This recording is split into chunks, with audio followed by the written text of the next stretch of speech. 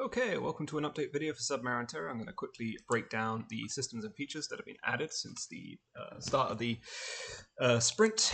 The basics are in, being able to control the hydrophone station that the player is working with so they can listen out for enemy submarines. The player can switch the camera in and out of the map mode. So the map here is going to be where they are jotting down locations using their little pencil. Pencil is currently a little bit buggy. You can see me adding some stuff and it's not lining up with the cursor. Got to get that fixed. The player will be able to draw lines between little dots. They'll be able to label them and keep track on what kind of ships and submarines that they're dealing with out in below the crust of the Earth in the deep depths of the magmatic ocean. This will be their workstation. The player will be able to guide in ships as well as identify them based on a series of audio sounds and audio skates.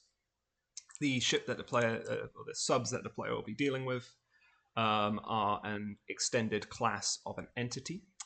So submarines, creatures, horrors from the depths, they will all be taken care of in the entity system. We have two little submarines right here. This one has been given a speed of way too high. The size is also pretty big. But yes, this keeps track of their size, their speed, their health, as well as the faction that they are a part of. There's a bunch of presets in here.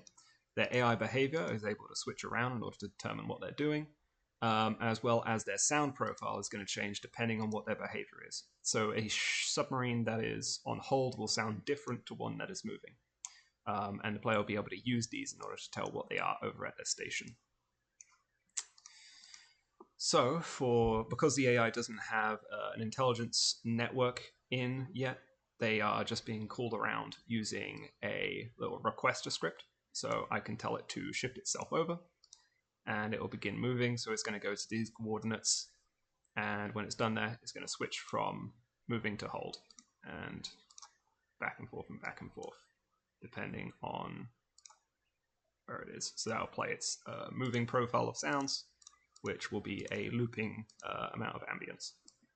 Other than that, there's progress on the actual narrative arc of the game. In the early phases, you're just dealing with some hostile raiders, guiding in transport ships. You're not really dealing with anything too crazy. As your navy begins to arrive to keep away the hostile raiders, things start to emerge. Creepy things from the depths start to stalk the player and observe the lighthouse or follow around ships.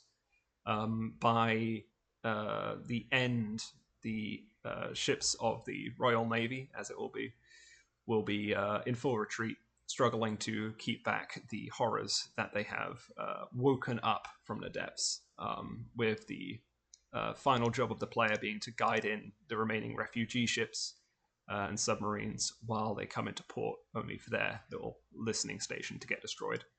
Over time, I hope this builds up a sense of horror, dread, ambience, and not quite knowing what's out there in your little rust bucket station. A lot of little Foley effects I want to add include like flickering lights, a little bit of camera shake, and let the player know when things are starting to go wrong.